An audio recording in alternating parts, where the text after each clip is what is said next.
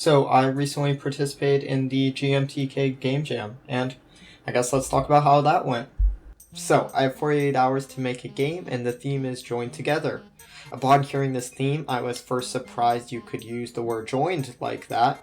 I don't think I have ever used that word in that fashion before, but after learning that you could use it like that and researching possible meanings, I got brainstorming and realized that I have no ideas.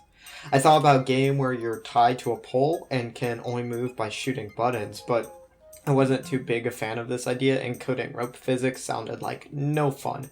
So I decided to wait and just go for a run to take a break and think of ideas. This bit of waiting ended up paying many dividends, as I believe I came up with a far better idea during the break time. This idea was the enemies being joined to your movement. Then with enemies copying what you do, the only appropriate theming for that is monkeys, of course. So I made a game with monkeys. I started by implementing a tile-based movement system. Since I have never done that before, it took me a bit longer than it should have. However, after getting that done, I implemented the main character and the monkeys. I liked the way the game was going, but something just didn't look right. I hopped in on a call with some friends to take a break from working on the game and to show off my work. There, they saw the monkeys, and the animations looked like the monkeys were dancing as they walked. This gave me an amazing idea. What if the monkeys were dancing? And they suggested that it didn't take place in a science lab, but how about instead at a disco? And instead of wanting to get to a door, how about a bathroom? Then after that, we had to come up with a name, and the friends I was on call with suggested Monkey See, Monkey P. I ended up just taking one of the ideas that night. That's right! You can now play Monkey See, Monkey P on itch.io, link in the description, play it. No.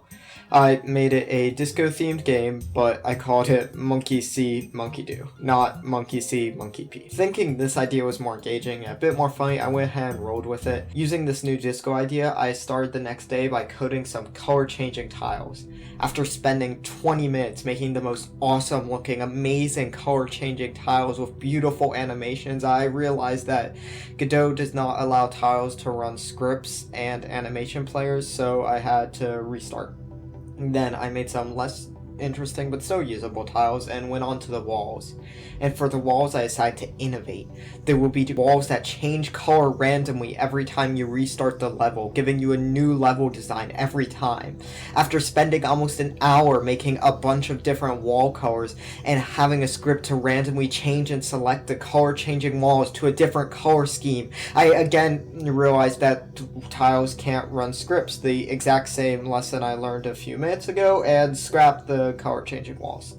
So I have now burned through almost 2 hours by making the same mistake twice and have gotten very little gameplay or level design in. This game's trajectory is not looking the best. I went ahead and got the walls in and cleaned up some movement. Then I designed some levels. I decided to make 10 levels, 2 being simple and more functioning as tutorials, and the others varying in difficulty in order to help introduce the players to concepts in the game and ramp them up to harder ideas. The levels were relatively easy to design. The technique I used to help design the levels was making the levels in an analog form by using pennies on a chessboard, and then after using the chessboard levels, I'd convert them to the game.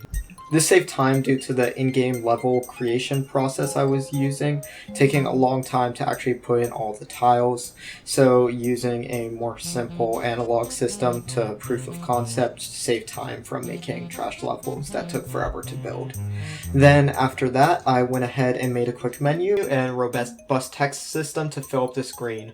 Looking back on it, I could have made my level screens look far cleaner, but with the limited time, that was not something I could do. After all of that, I made some music. This is a disco after all. I used 1-Bit Dragon, an amazing music software which helps make music making very easy.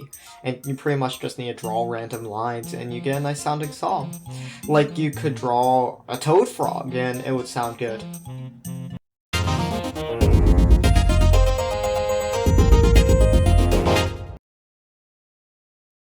Well, good for a toad frog anyways. The song has been playing during most of the video. In fact, you can probably hear it right now. It's definitely one of my favorite songs I've made for a game. And of course now the competition isn't all too strong.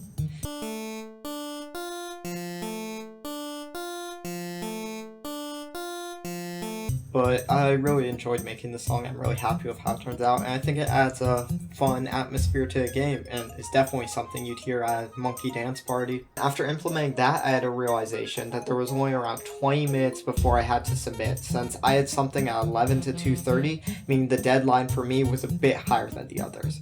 Realizing this, and also realizing I had no sound effects, I hopped into Audacity, and in a state of extreme drowsiness, I made some monkey sounds into my microphone, made a script to make the monkey sounds randomly played, exported the game, submitted the game, made a logo, and finished it all up, and was done. I'm very happy with the game. I think it is the most interesting mechanic that I've designed, and it's probably one of my more fun jam games. A few things that I would change if I could do it again. I think a better input acceptance system would be useful. For example, I've gotten comments about an input tracker queue to make your inputs red, or having no animations in order to help for the problem that currently comes of inputs being eaten due to there being a delay after your first input from putting in the second input. I also wish I made the levels a bit cleaner, but overall I'm really happy with the game, and who knows, maybe I'll make more levels in the future. Thanks for watching, and if you want to play the game, a link will be in the description. Please let me know what you thought of the video or of the game in the comments below, and I hope you have a really nice day. Bye.